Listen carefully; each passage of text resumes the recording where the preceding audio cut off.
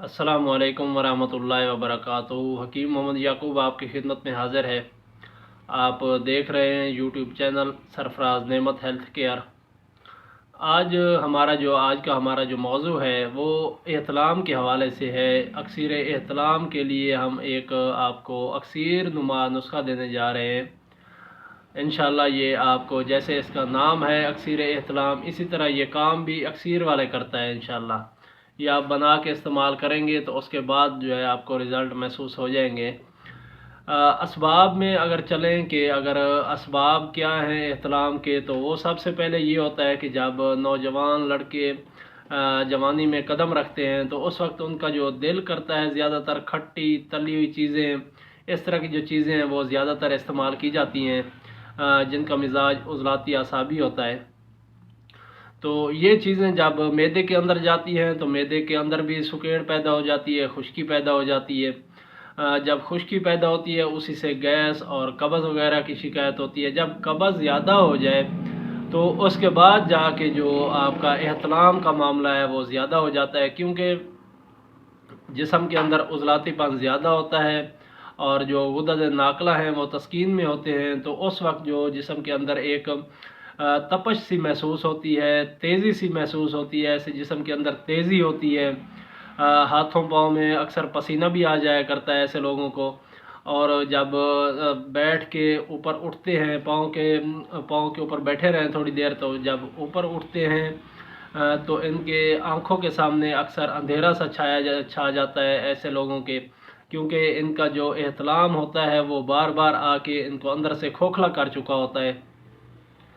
तो ये कुछ असबाब हैं कि अगर खट्टी चीज़ें आप इस्तेमाल नहीं करेंगे और जो जिनसी एक माहौल होता है, ऐसे एक मखलूत माहौल होता है जिसमें लड़के लड़कियां इकट्ठे काम करते हों या तालीम हासिल करते हों या कोई और एक्टिविटी हो, तो उसमें भी ये जो हिजान होता है वो तबीयत का उस तरफ माइल हो जाता है। लेकिन अगर मतलूबा चीज़ मुयसर ना हो तो जो जिनसी अज़ा हैं वो इरेक्शन में तो आ जाते हैं, लेकिन उनको अगर वो माहौल नहीं मिलेगा, मतलूबा उनको चीज़ नहीं मिलेगी, तो उस वक्त तक जो उनकी जो एक हौसला अफजाई है वो नहीं होती। लेकिन जो जिस्म के अंदर हिजान होता है वो तो पैदा होता रहता है बार बार।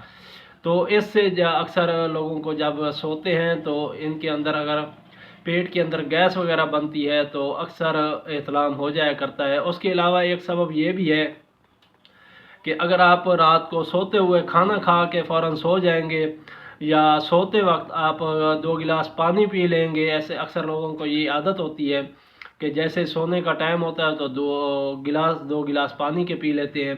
उसके अलावा अगर सोते हुए आपने दूध पी के फ़ौरन सो गए हैं तो ये भी एक सबब हो सकता है एहतलाम का। अगर आप दूध इस्तेमाल करना है रात को तो आप सोने से तकरीबन 1 डेढ़ घंटा पहले इस्तेमाल करें, ताकि जो आपका जिस्म हज़म करने के काबिल हो जाए, दूध आपका हज़म हो जाए, तो उसके बाद आप सो सकते हैं। इसके अलावा ये जो नुस्खा है आपकी कब्ज़ को भी इंशाल्लाह ख़त्म करेगा। अक्सर लोगों को ये शिकायत होती है कि नुस्खा जात जो है वो कब्ज़ के लिए ख़ास तौर पे, क्योंकि ये कब्ज़ जो है काफ़ी अलामात की जड़ है। लोग इसे उम्मुल अमराज कहते हैं, लेकिन ये अलामात की जड़ है। तो इसके लिए हम ये जो नुस्खा मैं आपके सामने पेश कर रहा हूँ, इंशाल्लाह ये आपकी कब्ज़ को भी रफ़ा करेगा। आपकी जो पुरानी भी कब्ज़ है, दायमी कब्ज़ जिसे कहते हैं, अगर दायमी भी कब्ज़ है तो उसके लिए ये ज़बरदस्त नुस्खा काम करेगा। चलते हैं नुस्खे की तरफ। आपके सामने मैं नुस्खा मुकम्मल रख देता हूँ, आप इसको कागज़ कलम के साथ आप लिख लें तो बेहतर रहेगा आपके लिए। सना मक्की लेनी है आपने 2 तोले, इसकी सिर्फ पत्तियां लेनी है आपने। इसके अंदर डंडी होती है, वो डंडी आपने साफ़ कर लेनी है, डंडी इस्तेमाल नहीं करनी, सिर्फ पत्ती इस्तेमाल करनी है सना मक्की की। और ये 2 तोले लेनी है। अजवाइन देसी, ये भी 2 तोले लेनी है। इन चीज़ों को साफ़ सुथरा करके, क्योंकि जब आप पंसार स्टोर से लेते हैं तो मट्टी कंकर वगैरह इनके अंदर होते हैं, गर्द गुबार होता है, इसको आप साफ़ कर लें अच्छी तरह। इसके बाद इन दोनों चीज़ों को पीस लें बारीक पाउडर करके। इनके अंदर आपने 2 तोले नमक डालना है, जो हम घरों में इस्तेमाल करते हैं, सालन रोटी में इस्तेमाल करते हैं नमक, वही नमक आपने इनमें 2 तोले डाल देना है। बाकी चीज़ें भी 2-2 तोले और नमक भी 2 तोले। तो ये चीज़ें आप इसको बना के इसको महफूज कर लें। ये 1 माशा से 2 माशे तक इसकी खुराक है।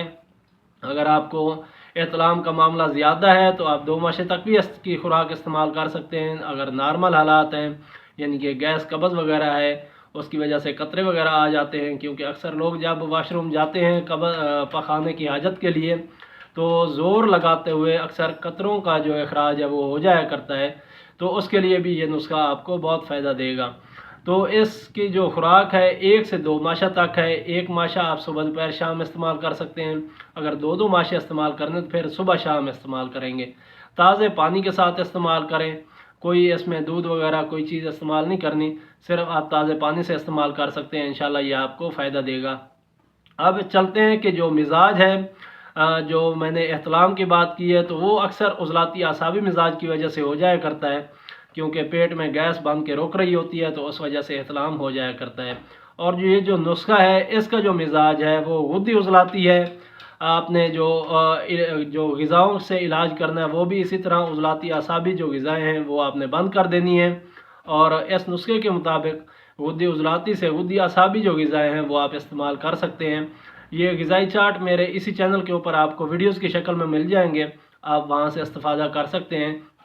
मुझे उम्मीद है कि आज की मेरी वीडियो आपको पसंद आई होगी। अगर आपको पसंद आई है तो इसको लाइक और शेयर करें ताकि दूसरे लोग भी इससे मुस्तफ़ीद हों। इंशाल्लाह फिर मुलाकात होगी किसी और अच्छी सी वीडियो के साथ। तब तक के लिए इजाज़त दें। अस्सलामु अलैकुम व रहमतुल्लाहि व बरकातहू।